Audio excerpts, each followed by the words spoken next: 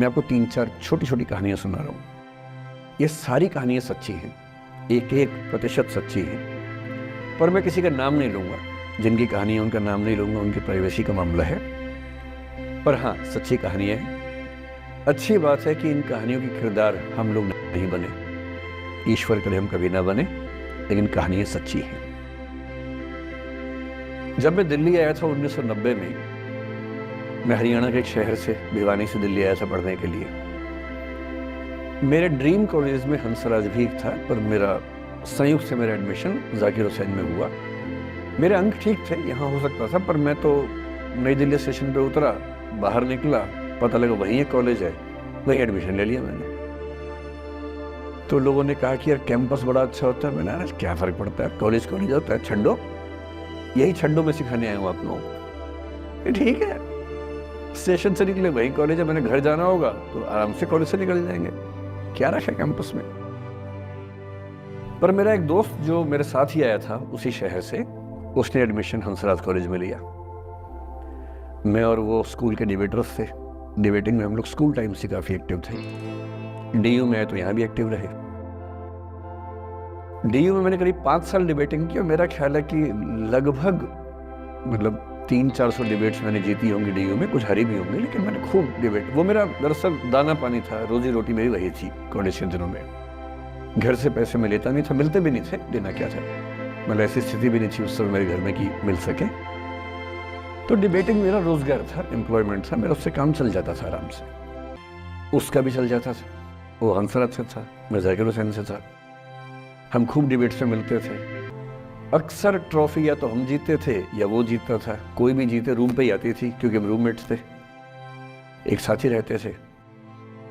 वो मुझसे योग्यताओं के मामले में 21 था, बल्कि अगर वो 21 था तो मैं 15 ही रहा हूँगा या 12 रहा हूँगा, 22 या 21 तो नहीं रहा हूँगा, मुझसे बेहतर था योग्यताओं में। बड़ा अच्छा व्यक्ति था। ग्रेजुएशन के बाद मैंने एमए हिंदी साहित्य में एडमिशन लिया, जबकि बीए ऑनर्स हिस्ट्री में किया था मैंने।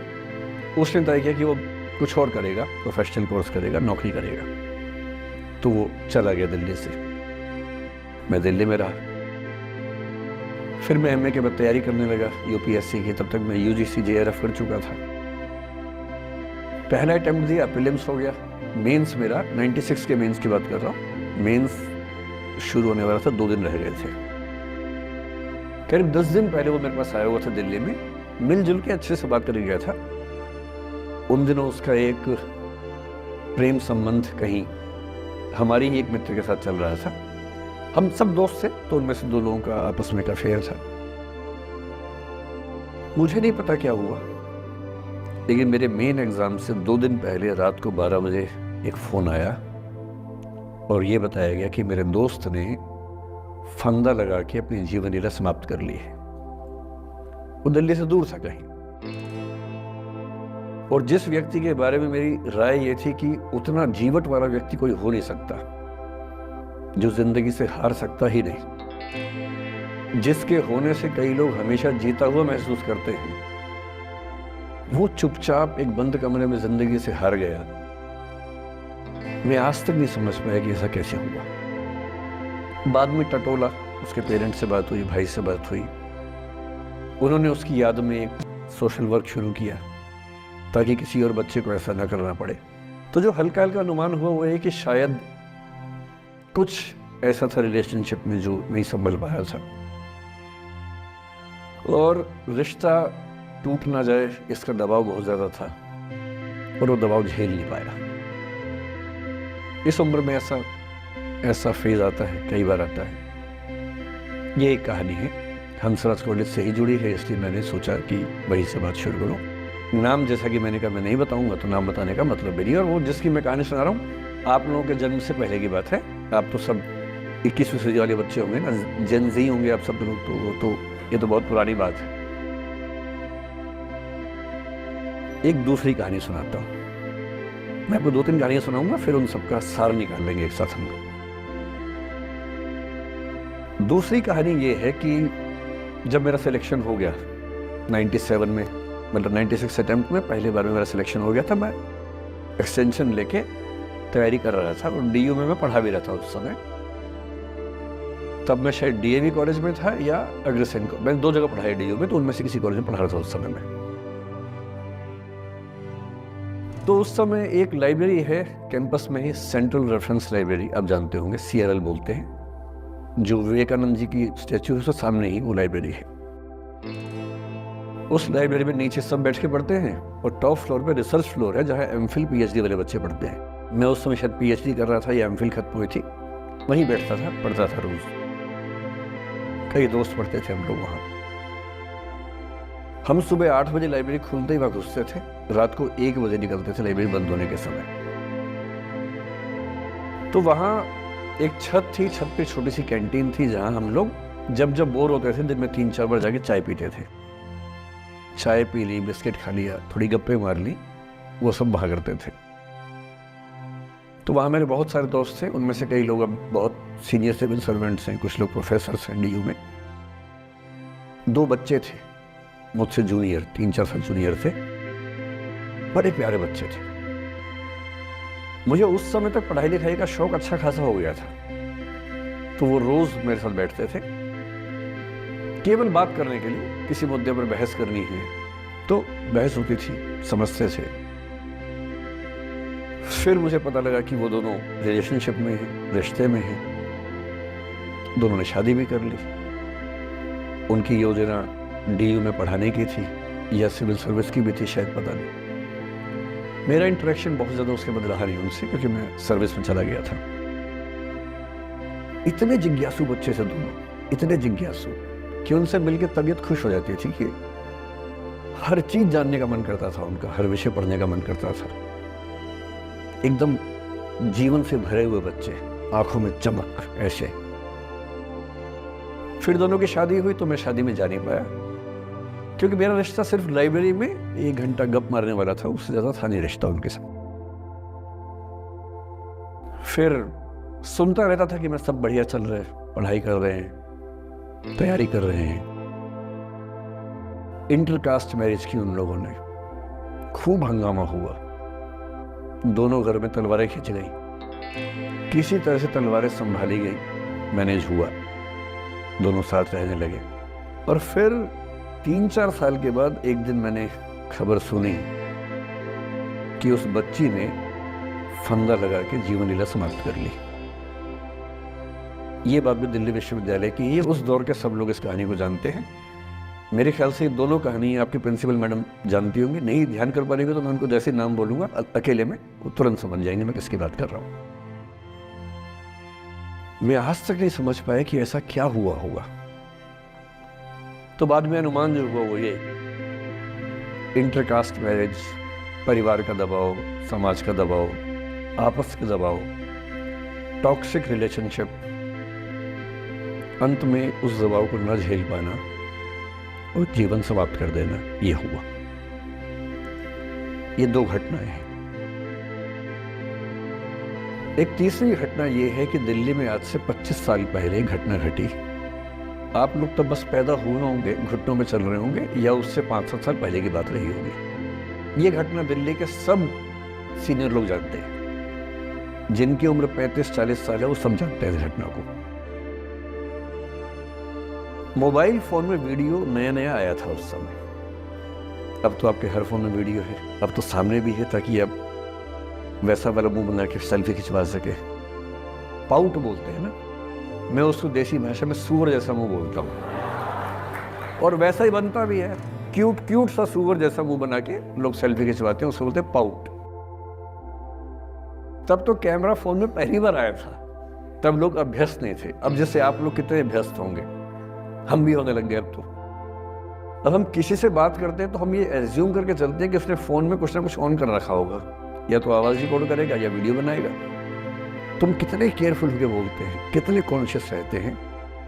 और सर्विलांस सोसाइटी की सबसे बुरी बात यह है कि हम हमेशा चौकन्ने रहते हैं, हम सहज हो ही नहीं पाते। सहज रूप से 2 लोग बात कर लें, हो ही नहीं पाता। तो मैं तो अपने ऑफिस में कई बार ऐसा करता हूँ, जब हम 3-4 लोग बैठते हैं इनफॉर्मल बातचीत के लिए, हम सब अपना अपना फोन कमरे के बाहर छोड़ के आ जाते हैं, फिर 2 घंटे बात करते हैं, इस भय से मुक्त होके कि कहीं कोई रिकॉर्ड तो नहीं कर रहा।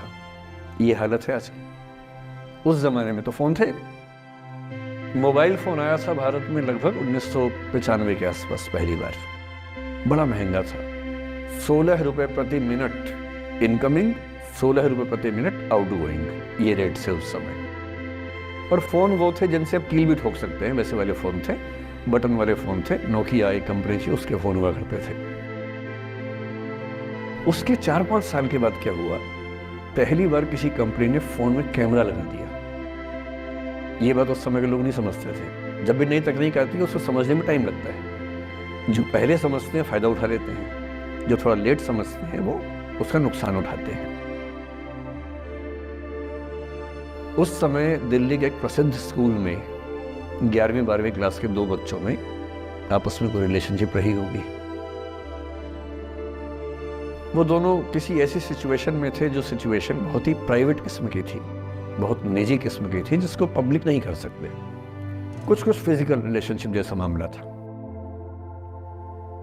उस दुष्ट लड़के ने लड़कों के इतिहास को कलंकित कर, लड़कों का इतिहास वैसे भी कलंकित ज्यादा है, उसे और कलंकित करते हुए उस पूरे सिचुएशन का वीडियो बना लिया। ऐसे मामलों में दुर्भाग्य है, मैं लड़का हूं इसलिए लड़के पवित्र थोड़ा ना हो जाएंगे। लड़का है, इतिहास कलंकित तो है, उसका वीडियो बना लिया और दुष्टता का चरम स्तर निभाते हुए वो वीडियो अपने एक दोस्त को शेयर कर दिया।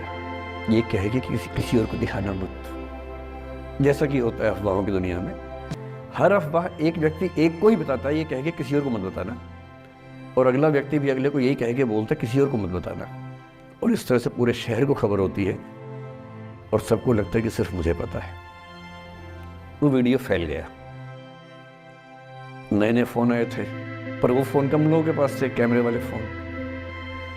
तो फोन से कितना फैलता, ज्यादा नहीं फैला। लेकिन उस समय दिल्ली की कुख्यात मार्केट हुआ करती थी, पालिका बाजार, अभी भी है, पर तब वो कुछ और कामों के लिए कुख्यात हुआ करती थी। अब तो कपड़े मिलते हैं, तब कपड़ों के साथ कई चीजें और मिलती थी वहां। जैसे गंदी फिल्मों की सीडी चाहिए हो तो वहां मिलती थी, ग्रे मार्केट में, चोरी छिपे। इस वीडियो को सीडी में कन्वर्ट करके लोगों ने वहां से खरीदा, लाखों करोड़ों की संख्या में। नए नए टेलीविजन चैनल प्राइवेट आए थे, और प्राइवेट टीवी चैनल को खबरों की भूख इतनी होती है कि वो खबर के लिए जान दे सकता है और जान ले भी सकता है किसी की। 24 घंटे इस खबर पे, इस चीज पर खबरें चल रही थी सारे चैनल्स पर, कि ये वो लड़का है जिसने ऐसा किया, ये वो लड़की है, ये वो स्कूल है, इस स्कूल की प्रिंसिपल से बात करेंगे, इससे बात करेंगे। वो जो बच्ची थी जिसकी इसमें कोई गलती नहीं थी, सिवाय इसके कि वो किसी एक लड़के से प्रेम करती थी, जो कि उस उम्र में बच्चे कर बैठते हैं। इसके लिए बहुत चिल्लपौनी मचानी चाहिए। बच्चों को आप हर बात पे अपराधी नहीं मान सकते। उस बच्चे की गलती सिर्फ इतनी थी कि उसने अपने दोस्त पे भरोसा किया, जो भरोसे के लायक था नहीं। वो नीच किस्म का व्यक्ति था जिसने उस संबंध की गरिमा को समझा नहीं। उस बच्ची के घर के बाहर 24 घंटे न्यूज चैनल से कैमरे खड़े रहे। घर से कोई भी निकले 50 कैमरे पीछे। आप बताइए आपकी बेटी कैसी है, आप बताइए आपकी बहन कैसी है। अंत में उस पिता ने अपनी बच्ची को इस देश से बाहर भेज दिया। उसके कुछ दिन बाद की जो खबर टीवी चैनल से नहीं दिखाई, उसके पिता ने आत्महत्या कर ली। ये तीसरा इंसिडेंस है। ये सारी खबरें सच्ची बता रहा हूं मैं, इनमें से एक भी झूठ नहीं है। झूठी कहानियों से मोटिवेशन दिया जा सकता है, मैं जानता हूं, पर जब सच्ची कहानियां हैं तो मैं झूठ क्यों बोलूं? सारी सच्ची कहानियां बता रहा हूं मैं आपको। एक चौथी कहानी जो आप में से कई लोगों की होगी। मेरा एक स्टूडेंट है, सिविल सर्वेंट है, सीनियर लेवल पे है, करीब 40 साल का है। उसने आज तक शादी नहीं की। क्या उसकी शादी करने की इच्छा नहीं थी? पूरी इच्छा थी। फिर क्यों शादी नहीं की? भाई कुछ लोग तो होते हैं कि शादी करनी ही नहीं, कोई मिशन है। योगी जी है, मोदी जी है, ठीक है, उनका तो मिशन है। ममता जी है, उनका मिशन है। पर जिसका जीवन में ऐसा कोई मिशन नहीं है और जिसको प्रेम करने का मन भी करता हो, वो तो शादी करता है आमतौर पर। उसने शादी क्यों नहीं की जानते हैं? जब वो 25-26 की उम्र में था, जब वो मेरा विद्यार्थी भी था, एक दिन मेरे पास आके बोला कि सर एक बात करना चाहता हूँ। मुझसे मेरे स्टूडेंट्स ऐसी बातें खूब करते हैं पर्सनली आके, अब तो मैं टाइम कम दे पाता हूँ, पहले तो ये सब होता रहता था क्लास के अलावा। एकदम रोता हुआ आया, आंखों में आंसू भरे हुए बहुत सारे। अरे क्या हो गया भाई? तो फिर उसने किसी का नाम बताया कि सर वो ही मेरी स्टूडेंट थी, कि सर उसके साथ रिलेशनशिप थी, उसने धोखा दिया है मुझे। अच्छा, धोखा देने वाली कहानी मुझे बहुत अपील नहीं करती। मेरा मानना है कि दोनों पक्षों की गलतियां होती हैं। आपकी अगर अपने पर्सपेक्टिव से सोच के धोखा करते रहते हैं, ऐसा थोड़ा ना होता है भाई। कुछ तो मजबूरियां रही होंगी, कोई यूं ही बेवफा नहीं होता, कुछ तो वजह होगी ना। आप थोड़ा उसकी वजह, उसका भी तो, उसकी कहानी भी तो सुनिए। और मैं जब जब दोनों कहानियां सुनता हूं, मुझे लगता है कि मामला ग्रे है। आप किसी एक पे उंगली उठा ही नहीं सकते कि इसने ऐसा किया। दोनों की गलतियां होती हैं, ऐसा थोड़ा ना कि एक की होती है। बहरहाल इन भाई साहब को ऐसा लगा कि धोखा हो गया उनके साथ। तो मैंने चलो कोई बात नहीं यार, हो गया तो हो गया, तू नहीं कोई और सही, ऐसा क्या है। इतनी बड़ी दुनिया है, 8 अरब की आबादी अब है, उस समय भी 6-7 अरब तो थी। मैंने कहा 3.5 अरब 350 करोड़ में कोई तो होगी तुम्हारे लिए, ऐसा क्या है, कोई और देखेंगे। पर वो थोड़ा ज्यादा सेंटिमेंटल था उस समय।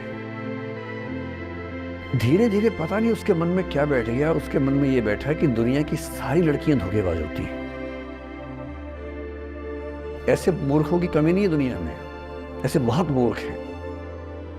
दर्शन की दुनिया में इसे अवैध सामान्यीकरण कहते हैं, इलिसिट जनरलाइजेशन। इसका मतलब बहुत छोटे सैंपल के बेस पे ये समझ लेना कि ये थियरी पूरे ब्रह्मांड पर लागू होती है। एक लड़की ने धोखा दिया, मान लीजिए धोखा दिया, धोखा इसने दिया कि उसने दिया कि किसी ने दिया, जो भी कहानी हो, एक सैंपल से ये मान लेना कि सब ऐसे होते हैं। और उसके बाद से उसने कम से कम 10 बार कोशिश की, 10 लोगों से मिला, बातचीत की शादी के लिए। डेटिंग तो क्या करेगा 40 की उम्र में, लेकिन हाँ बातचीत करके देखा कि शायद रुचियां मिल जाए, स्वभाव मिल जाए, तो शादी के बारे में सोचें। हर बार 3-4-5 मीटिंग के बाद वापस हट जाता है। अब तो मैंने पूछना बंद कर दिया है। जब तक मैं पूछता था, बोलता था कि सर 3-4 मीटिंग के बाद लगता है कि ये भी वैसी ही है। मैंने कहा भूल जाओ भाई, उससे भूल जाओ, बात खत्म हो गई। उसके बच्चे घूम रहे हैं आजकल स्कूल में, अब तुम कम से कम शादी तो कर लो। वो भाई साहब आज तक अकेले हैं, और अब तो बाजार में मूल्य भी कम हो गया उनका, अब विकल्प भी ज़्यादा नहीं मिलते हैं। अब जो विकल्प मिल रहे हैं वहाँ उसकी रुचि और कम हो गई है। तो पूरी संभावना है कि वो जीवन अकेले ही गुजरेगा उसका। एक अंतिम एग्जाम्पल देके फिर मैं निष्कर्ष की तरफ बढ़ूंगा। मैं एक IAS ऑफिसर को जानता हूँ, 2 IPS को जानता हूँ, बहुत योग्य लोग, देश के सबसे अच्छे संस्थाओं से पढ़े हुए लोग, प्रॉपर IAS प्रॉपर IPS में नौकरी करने वाले लोग, और इन तीनों ने अपना जीवन समाप्त कर लिया नौकरी में रहते हुए। क्यों? क्योंकि नौकरी और घरेलू जो दुविधाएं थी उनको झेल नहीं पा रहे थे, ना झेल पा रहे थे, ना भूल पा रहे थे, लेट गो नहीं कर पाए, तो गिव अप कर दिया। और इसलिए मुझे अक्सर लगता है कि जितनी चीजें हम सिखाते हैं बच्चों को, हिस्ट्री, इकोनॉमिक्स, लिटरेचर, वो सब ठीक है, उनका भी महत्व है। शायद उससे ज्यादा महत्व इस चीज का है कि ये समझे कि अपने इमोशंस को कैसे मैनेज करना है। जब जीवन में ऐसा लगे कि सब खत्म हो गया है, जब जीवन में लगे कि बहुत टॉक्सिक किस्म की लाइफ हो गई है, उससे बाहर कैसे निकलें, शायद ये सबसे महत्वपूर्ण लेसन होता है जो हम सबको सीखना चाहिए। मैंने कहीं से सीखा नहीं है, ना मैंने ऐसी किताबें पढ़ी हैं, हालांकि मैंने 2 किताबें मंगवाई हैं पिछले हफ्ते, पढ़ी नहीं है अभी तक, तो मैं किताबों के बेस पे नहीं जानता कैसे सीखते हैं, लेकिन जिंदगी से तुम सीख सकते हैं। इन कहानियों का सबका एक ही सार है, वजह अलग अलग है। एक व्यक्ति ने इसलिए अपना जीवन समाप्त किया कि वो रिश्ता उसके हाथ से छूट रहा था, एक ने इसलिए जीवन समाप्त किया कि रिश्ता बन गया था पर समाज के दबाव, घर के दबाव मैनेज नहीं कर पाए। एक ने जिंदगी भर शादी नहीं की सिर्फ इसलिए कि वो पुरानी यादों को भूल नहीं पाया। अरे एक बार गलती हो गई तो हो गई, आगे तो संभावना जीवन में है भाई, क्यों इतना हावी रखना उसी दिमाग के ऊपर। कुछ लोग देश की सबसे अच्छी नौकरी में होकर हर पैमाने पर सफलता की हर कसौटी पे खरा उतरने के बाद जीवन नहीं बचा पाए, क्योंकि दूसरों की नजर में आप बहुत नजर में शून्य हो तो फिर जीवन कैसे बने, जीवन कैसे बचे। इन सारी कहानियों का मूल भाव एक ही है, अगर आप खुद को हैंडल नहीं कर सकते तो दुनिया को क्या हैंडल करेंगे। दुनिया को हैंडल करने से पहले खुद को हैंडल करना सीखना पड़ता है, और उसका सबसे आसान जो रामबाण उपाय है उसको बोलते हैं द आर्ट ऑफ लेटिंग गो, जाने दो। वो अफसाना जिसे अंजाम तक लाना न हो मुमकिन, उसे एक खूबसूरत मोड़ देकर छोड़ना अच्छा।